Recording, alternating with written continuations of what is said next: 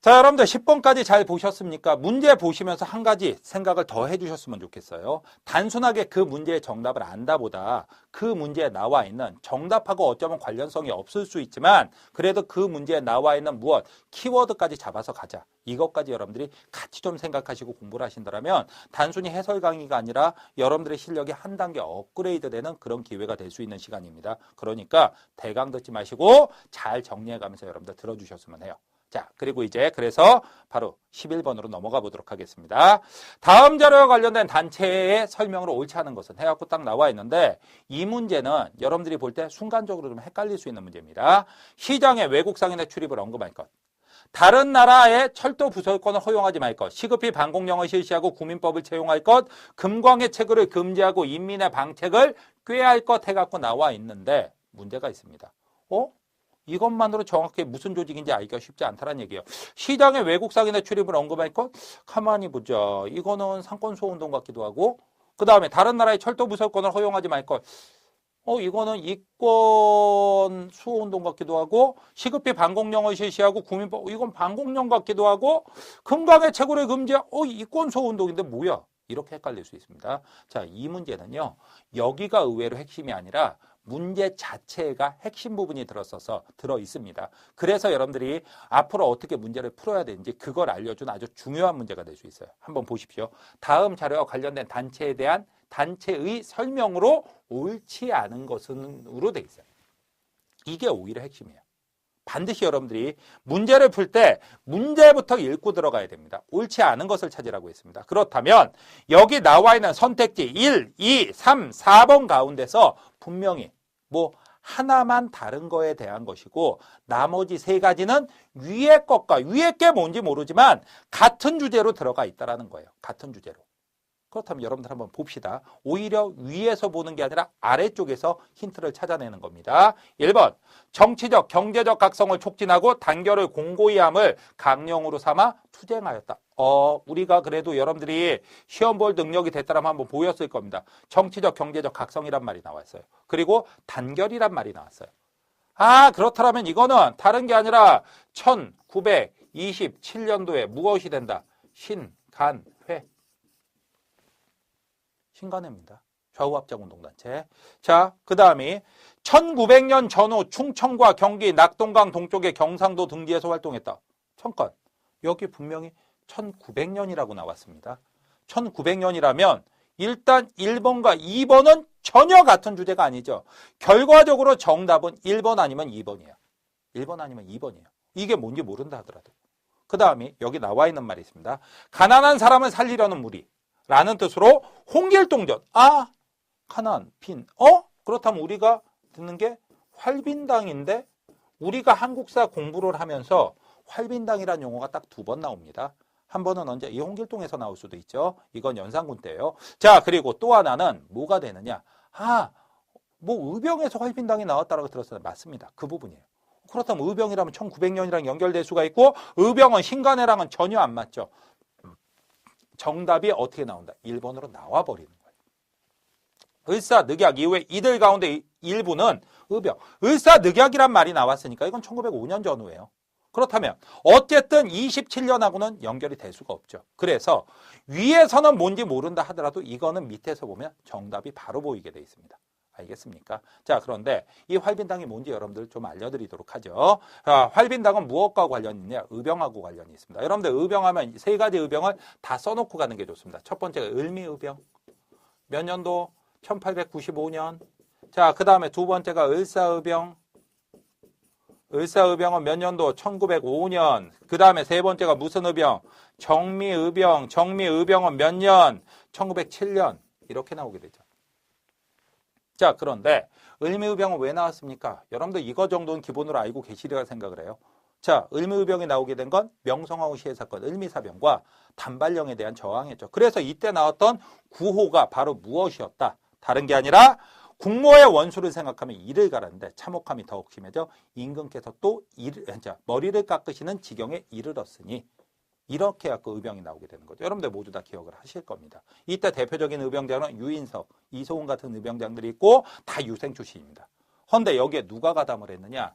마음에 안 드는 부분들이 있긴 하지만 그래도 동학농민군들이 실패로 끝났어요. 1894년도에. 실패로 끝났는데 이 동학농민군이 여기에 가담을 했던 거죠. 왜? 일본을 몰아내는 그런 똑같은 목적을 갖고 있는 부분이 있었기 때문에. 했는데 여기서 황당한 소식을 듣게 됩니다. 을미의병이 끝장나게 되는 이유가 바로 무엇이냐. 고종이 1896년에 아관파청, 러시아 공사관으로 도망가죠.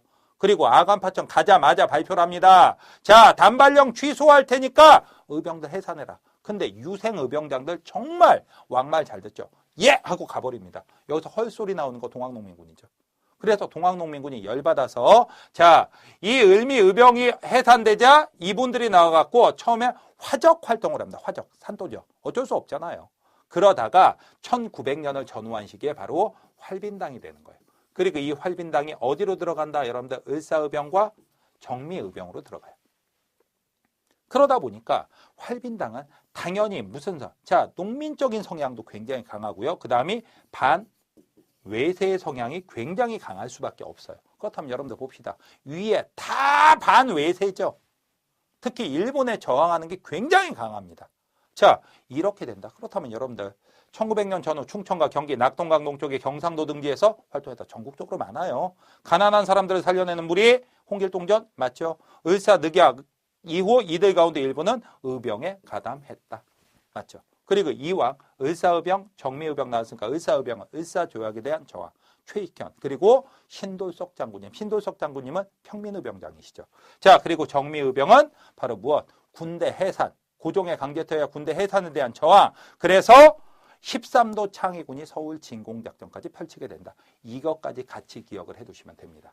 11번에서 찾을 수 있는 것들이 꽤 많습니다. 여러분들 같이 좀 기억을 해두십시오. 자, 그 다음에 12번 문제가 됩니다. 다음 가나에 나타난 신라의 제도에 관한 설명으로 옳은 것은 자, 일단 힌트 굉장히 많이 줄여주고 있어요. 신라 제도란 말로 일단 범위를 확 줄여주고 있습니다. 갑니다. 가, 속성은 김씨로 태종 무열왕의 8대조이다. 할아버지인 주천왕 골품은 진골이고 아버지는 범청으로 골품이 진골에서 한 등급 떨어져 등난. 등난은 여러분들 육두품이에요. 아, 그렇다면 여러분들 이거는 진골 나오고 육두품이 나오고 하니까 이건 바로 무엇에 대한 얘기? 골품제에 대한 얘기죠. 신라하면 골품제가 맞죠. 자, 그렇다면 밑에 먼저 내려가서 봅니다. 개인의 사회활동과 일상생활을 규제한다. 맞죠. 틀린 거 하나도 없습니다.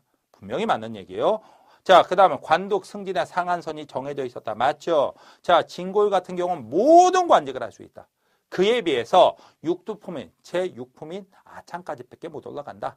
그 다음에 5두품은 제10품인 대남아까지 밖에 못 올라간다. 그 다음에 4두품은 제12품인 대사까지 밖에 못 올라간다. 여러분들 알고 계실 겁니다. 어디까지 올라가는지까지도 파악을 하셔야 돼요. 그 다음에 이 골품제에서 여러분들 조심해야 될 게 중위제라는 것도 있었다라는 것도 같이 좀 알아두셔요. 많이들 놓쳐서 제가 여기서 추가해서 말씀을 드리는 거예요. 왜? 자, 육두품이 어떤 사람은 아창관직에 있어요. 그리고 재산도 너무 많아. 근데 엄청난 공을 세워서 승진을 시켜줘야 돼. 하지만 이 사람은 육두품이니까 올라가면 됩니까? 안 됩니까? 못 올라가죠. 대하차는 못 올라가죠. 그래서 어떻게 한다? 여러분들, 자, 2중하차, 3중하차 이렇게 돼 있죠. 이런 중위제가 있었다라는 것까지 같이 좀 기억을 해 두십시오. 자, 그 다음에 최치원한 날랑비 서문에서 우리나라에는 현묘한 도가 있으니 풍류라고 일컫는다. 풍류란 말이 나왔어요. 그리고 실로 이는 3교 유불선을 포함하고 중생을 교화한다라고 되어 있습니다. 자, 유불선을 포함하고 중생을 교화한다. 그 다음에 현묘지도, 현묘한 도가 있다. 날랑비, 랑이란 말도 여기 보이죠. 그렇다면 이건 무엇에 대한 얘기? 화랑도에 대한 얘기예요. 화랑도. 원래 신라의 사로 육촌의 시족사회 청소년 집단에서 시작이 됐죠. 하지만 어느 왕 때 가서 진흥왕 때 국가전사조직으로 개편된다. 자, 진흥왕 때 인재양성을 위한 제도로 정착되었다. 맞죠? 그 다음이 귀족들이 회의를 통해 중요한 국사를 귀족들의 회의. 신라 귀족들의 회의라면 여러분들 바로 무슨 회의? 화백회의. 이거 여러분들 같이 좀 기억을 해두고요. 그 다음에 여기다 한 문장씩만 여러분들 추가해 드리겠습니다. 화랑도는 여러분들 화랑이 될 수 있는 신분은 누구만 가능하다? 진골만 가능하다. 하지만 화랑도에는 자, 진골 플러스 뭐가 있어요? 낭도. 낭도는 자, 다른 신분들도 다 가능하죠. 그렇다면 얘네들 진골인 화랑과 낭도인 다른 신분가는 평소에 자, 다른 사람이 볼 땐 함부로 친하게 못 지내겠지만 그래도 둘만 있을 때는 같이 먹고 같이 자고 같이 교육받고 같이 싸우다 같이 죽기까지 하는데 친구죠. 그러다 보니까 신분은 다르지만 여러분들 계급 갈등은 나오지 않는다. 그래서 화랑도에서 한마디 붙일 수 있는 게 바로 신라의 계급 갈등을 완화시켜주는 역할을 한다. 이거 여러분들 기억을 해둬야 됩니다. 그 다음에 화백회의하면 여러분들 알고 있을 겁니다. 어떤 특징? 만장일치라는 거 알고 있죠? 자, 만장일치는 효율성은 분명히 떨어져요. 왜? 만장일치가 쉽지가 않으니까. 하지만 나오기만 한다면 단결력을 강화시킬 수 있다. 충분히 가능한 얘기죠. 단결력을 강화시킬 수 있고 그 다음에 집단의 부정을 방지한다. 몇몇 사람들이 좋지 않은 법을 만들려고 할 때 딱 한 사람만 양심적이면 막을 수 있기 때문에 이런 역할을 했다. 같이 좀 기억을 해두십시오. 그래서 어쨌든 혼자 무슨 얘기하고 있습니까? 바로 화백회의 얘기하고 있죠. 그래서 답은 4번이 답이 됩니다.